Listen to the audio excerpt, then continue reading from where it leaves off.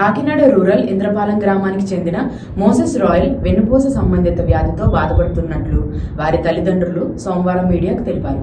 ప్రతి నెల చిన్నారి వైద్యానికి 45,000 రూపాయలు ఖర్చు అవుతుందని ప్రభుత్వం తమని ఆదుకోవాలని చిన్నారి తల్లిదండ్రులు మీడియా ముందు కోరారు.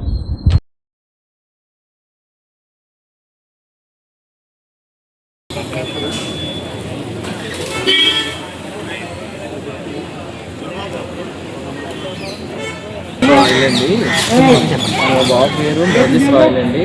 SMA type 2 అని డిజీజ్తో బాధపడుతున్నాను. మా బాబు డిజీజ్కి వచ్చి ఉందండి. అది మనకి సామాన్యులకి మాకైతే అందుబాటులో అయితే అంత స్థామత కూడా లేదండి. అయితే గవర్నమెంట్ ద్వారా మా బాబుకి ఈ ఇంజక్షన్ ఇప్పించవలసిందిగా నేను మీడియా ద్వారా తెలియజేసుకుంటున్నాను.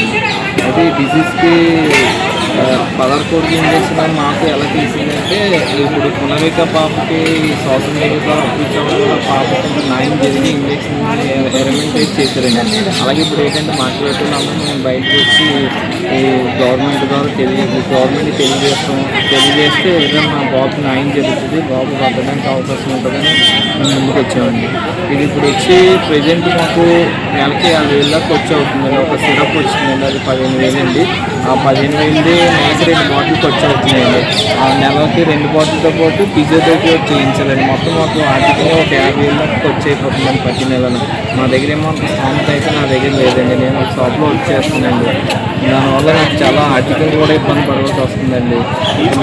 నా వీడియో చూసి మన సీఎం చంద్రబాబు నాయుడు గారు, అలాగే నారా లోకేష్ గారు, పవన్ కళ్యాణ్ గారు చూసి నా బాబుని బతికించి పెట్టుగా ఈ ఇంజక్షన్ అయితే ఏదుందో 16 కోట్ల SMA మీద అది ఇప్పించవలసిందిగా మీ మీడియా ద్వారా నమస్కారం చెప్పుకుంటున్నాను. నేను